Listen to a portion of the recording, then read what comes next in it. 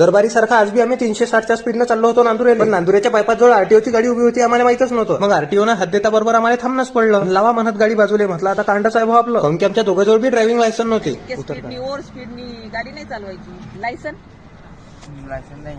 आता असं थोडीच वयाच्या 18 वर्ष कंप्लीट झाल्यानंतर लायसन काढणं ही आपली जबाबदारी नाही. पण त्याला माहित होतं की आम्ही लोणवाडीचे चेतन पते. मॅडम म्हणत की काय लावलं आहे प्रत्येक व्हिडिओमध्ये 360ची स्पीड 360ची स्पीड. डोक्याला कधी हेल्मेट नसते आणि तशाच गाड्या पिटालता. तुमचे व्हिडिओ एवढे मोठे लोक पाहतात, मग तुम्ही जर असं करसाल तर ते बी तुम्हाला पाहून तसंच करणार आहे. मग त्याला म्हटलं की ह्या सूचना तुम्ही आमच्या व्हिडिओच्या माध्यमातून लोक पोहोचू शकता. नाशिक परिवहन अधिकारी बुलढाणा यांच्यातर्फे सर्वांना आवाहन करण्यात येते की वाहनांची रस्त्यावर अपघाताचे प्रमाण खूप वाढले, त्यामुळे टू व्हीलर चालवताना हेल्मेट कंपल्सरी. हेल्मेट फक्त जो गाडी चालवतो त्याच्यासाठीच नाही, इव्हन मागे बसलेले त्यांनी पण हेल्मेट वापरावा. टू व्हीलर फक्त 2 व्यक्तीसाठीचे, त्यामुळे त्याच्यावर ट्रिपल सीट बसू नये.